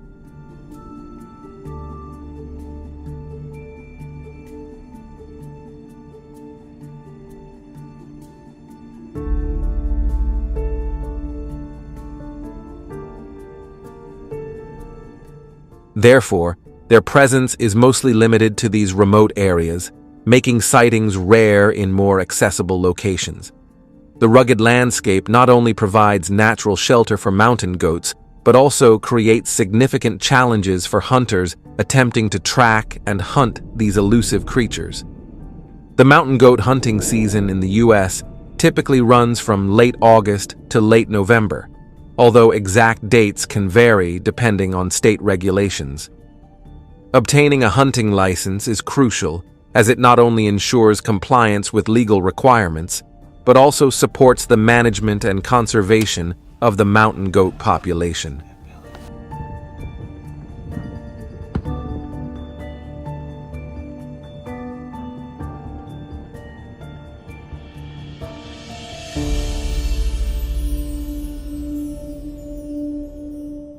Understanding the specific regulations and guidelines of each state is essential for a successful and responsible hunting experience. These rules may include specific dates, hunting areas, and quotas designed to maintain sustainable populations and protect ecosystems. When starting a mountain goat hunt, selecting the right equipment is crucial for an ethical and successful hunt. The appropriate firearm, usually a high-powered rifle, is necessary for performance and range, ensuring hunters can make an accurate and humane shot even from a long distance. If you agree with this approach, please leave a comment with the number 2.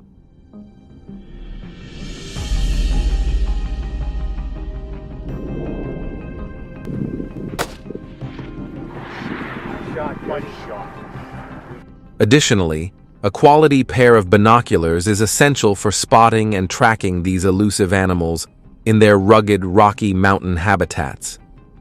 High magnification and clarity allow hunters to observe terrain and goat movements from a distance, aiding in precise planning and execution of the hunt. Choosing the right equipment not only enhances the hunting experience, but also ensures the safety and effectiveness of the hunt.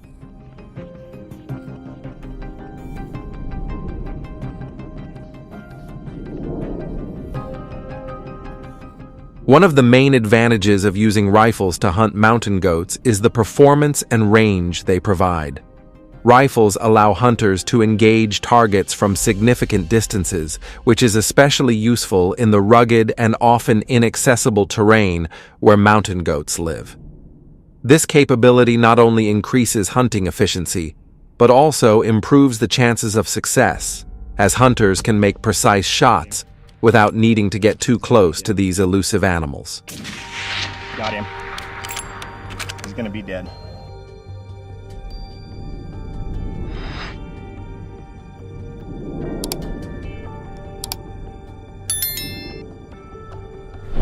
Look at that. Come touch this thing, dude. Another significant benefit of hunting with rifles is the safety it provides to hunters. The ability to maintain a safe distance from potentially dangerous wildlife reduces the risk of injury. Additionally, modern firearms are designed with numerous safety features that offer extra protection throughout the hunt. This combination of effectiveness and safety makes rifle hunting the preferred method for many mountain goat hunters.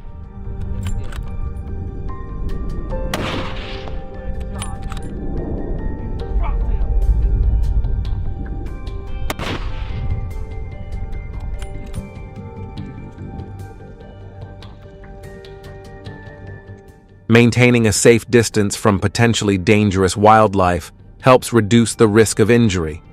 Additionally, modern firearms are designed with numerous safety features that provide extra protection for hunters throughout the hunt. This combination of effectiveness and safety makes rifle hunting the preferred method for many mountain goat hunters. However, one of the main drawbacks of hunting mountain goats with rifles is the ethical concerns it raises.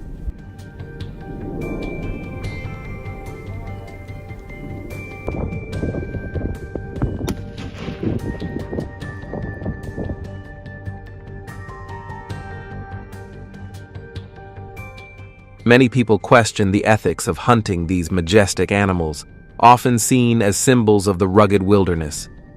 Hunting for sport, especially with high-powered rifles, can be viewed as unfair to creatures that have little chance to defend themselves against such advanced weaponry. This perspective is further strengthened by the belief that animals should be respected and conserved in their natural habitats rather than hunted for recreation. If you enjoyed this video, please like and subscribe to support our channel.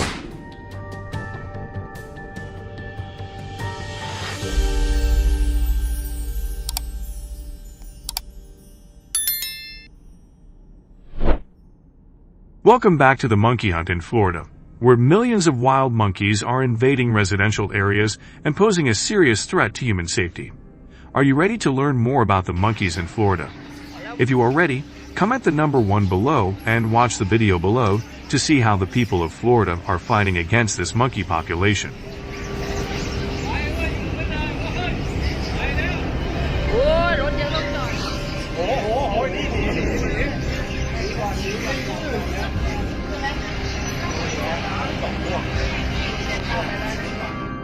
In Florida, residents frequently report seeing monkeys on the streets, particularly in the central part of the state. According to statistics, there were up to 300 traffic collisions involving monkeys in 2012. In addition to causing disruptions for drivers, monkeys also eat leftover food on the streets and from trash bins, leading to serious environmental pollution issues. The estimated damages caused by the presence of monkeys could reach up to $34,000 annually, according to a report by WFTV television station in Florida, reflecting the concerns of residents about safety while traveling in their daily activities.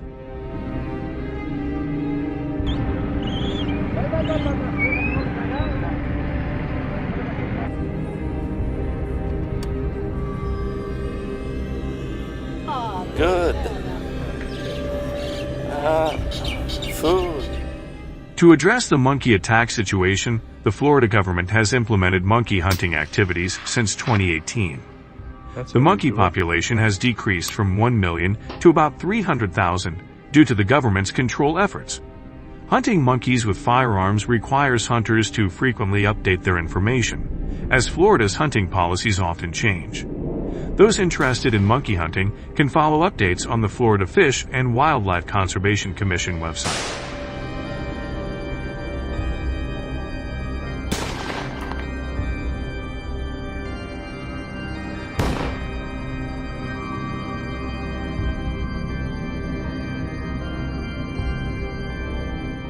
Hunters must comply with licensing requirements, with violations potentially resulting in fines up to $1,000.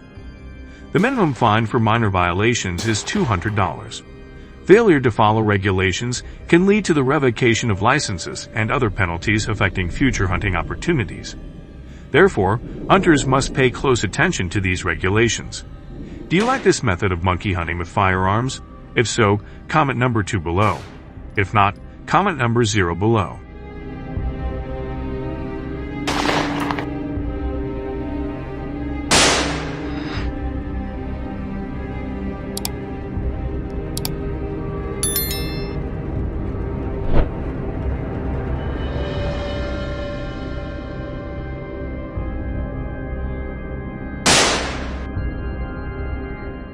In the process of monkey hunting, the Florida government has implemented a policy of using wire cage traps as an effective measure. The use of these traps is not too strict for hunters as they are easy to use and can be placed at forest entrances, as well as near residential areas. According to government reports, up to 50 monkeys can be caught in one day with a single set of traps. Florida residents will be prohibited from using traps that cause harm to animals or humans, such as spring traps or wide traps. Instead, they will be allowed to use wire cage traps, which are safe and effective for capturing monkeys.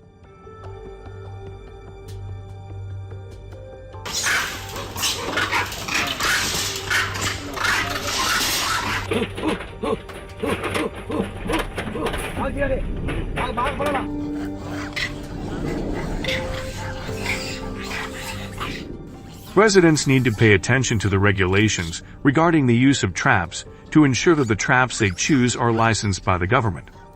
The traps allowed for monkey hunting in Florida enable hunters to set them up quickly and independently within 15 to 30 minutes. These traps are convenient and easy for one person to set up without assistance. The design of the traps often allows for disassembly and relocation to different locations. The traps remain functional even in bad weather, optimizing the effectiveness of catching monkeys over multiple trapping sessions.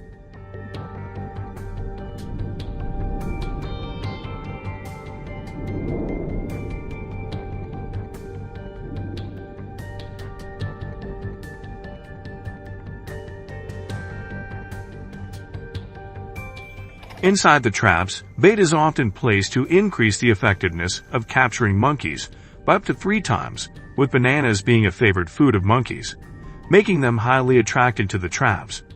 The bait is placed right next to the trigger mechanism, so when the monkey steps on it, the trap door will automatically close. The people of Florida are very creative in designing different types of traps, some of which work by collapsing from above, and most of them work well.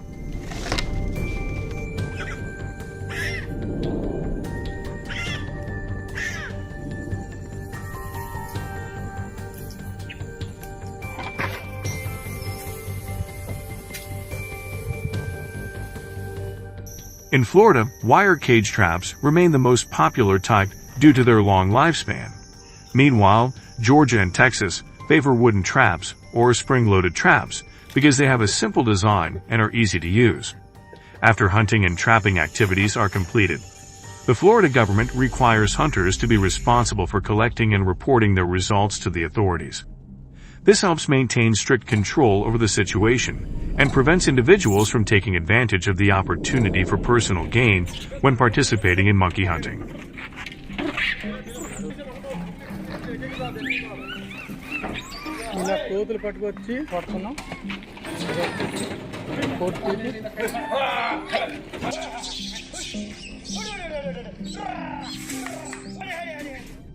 In addition, the government also organizes educational programs to raise public awareness about the seriousness of the wild monkey situation in the area, while providing safety measures to protect public health.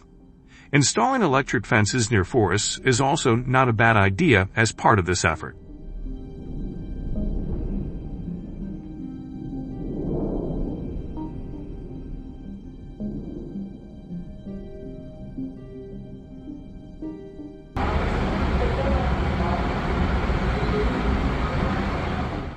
Don't take your eyes off the screen.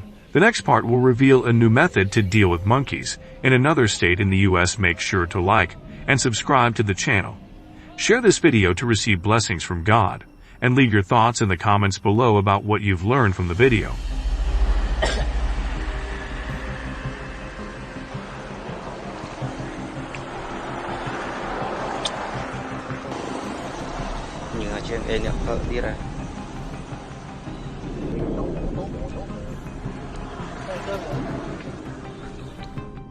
Meanwhile, wild boar hunting in South Korea began as an emergency measure to deal with the growing population of wild boars, which were causing significant damage to agriculture.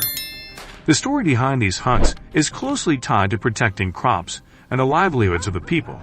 If you're excited about wild boar hunts, comment number 1 below.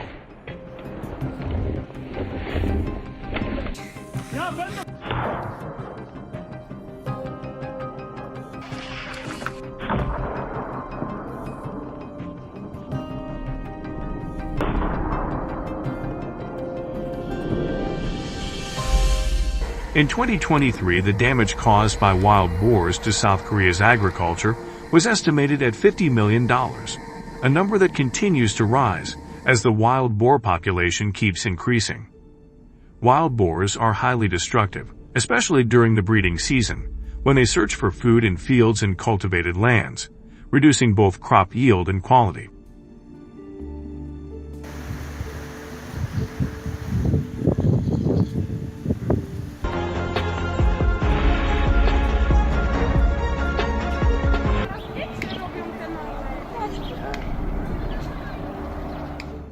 In September 2023, after destroying fields, wild boars began to move and attack areas near city centers like Seoul and Ban, causing significant damage to urban areas. They destroyed gardens, parks, and public spaces, leading to business disruptions. The total property damage in urban areas reached $30 million, including the cost of repairing infrastructure. 13 tane yavru var, 4 tane büyük var.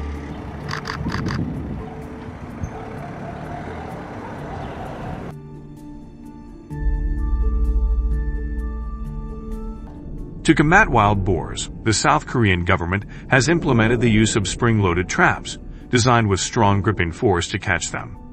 These traps are installed in mountainous areas and rural borders where wild boars frequently appear. To avoid harming people, the wild boar hunting season in South Korea typically begins in October and lasts until February of the following year, with the goal of controlling millions of wild boars.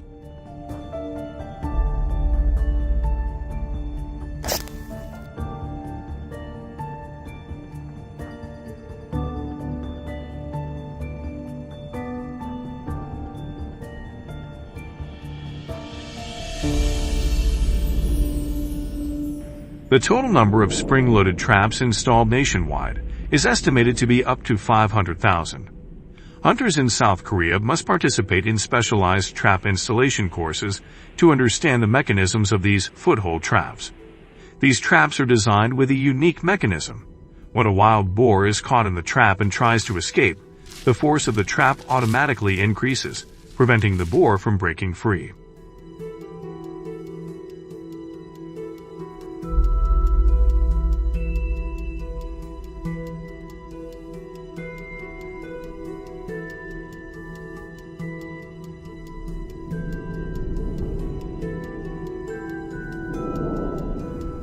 This ensures the effectiveness of capturing wild boars, but it also requires hunters to check the traps regularly since each trap can only catch one animal.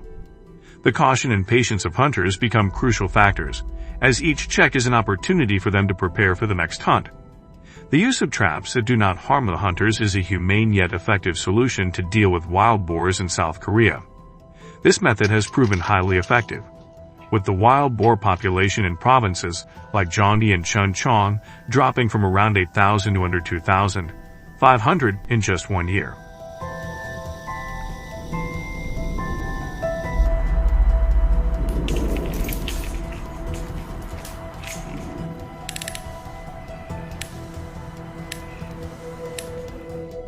The control of the wild boar population has improved the quality and yield of crops in these areas, while also raising the standard of living and income of local residents. The average income has increased by about 15% due to the reduced crop damage and lower crop protection costs.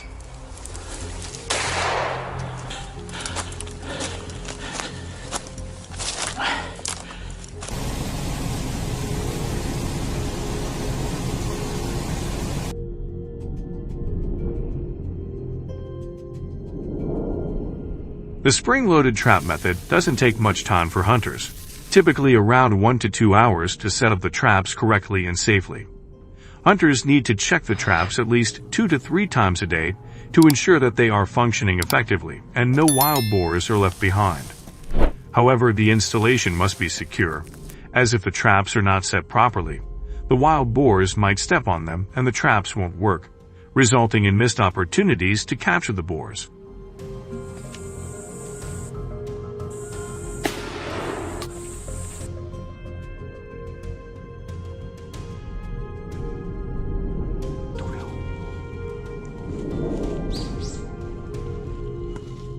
The South Korean government has introduced incentive policies for hunters, including rewards of up to $200 for every 10 wild boars caught.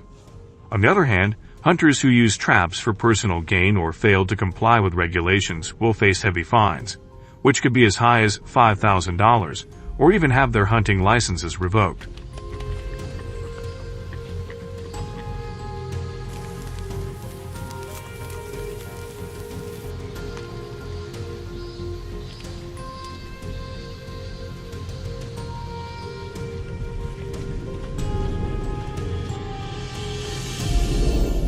After catching the wild boars, hunters are required to report the specific number to the South Korean government to record their achievements and ensure compliance with regulations. The wild boars undergo thorough testing for any signs of viruses or diseases. If a virus is detected, the boar is handled with special care and cannot be consumed to protect the health of the public in South Korea. The remaining wild boars, after passing the quality inspection, are processed into dishes and become a celebratory feast for hunting organizations, serving as a well-deserved reward for the hunters' efforts throughout the hunting season.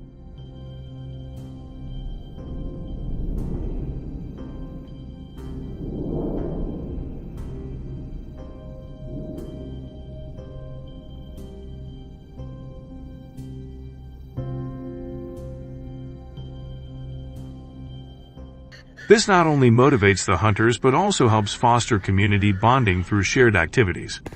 We will say goodbye to South Korea here and move on to the next video to explore why wildlife is attacking human living areas. Don't forget to leave a number 1 to show your agreement with wild boar trapping, and subscribe to the channel to show your interest in hunting.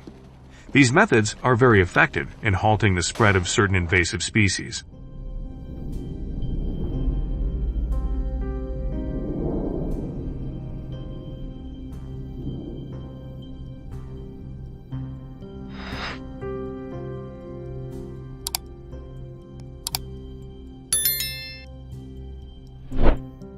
If you have any ideas for better solutions, feel free to leave your thoughts in the comments so we can learn together.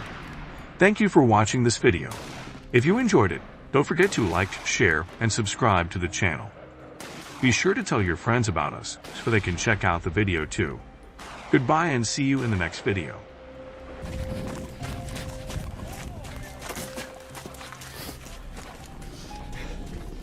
Geliyoruz.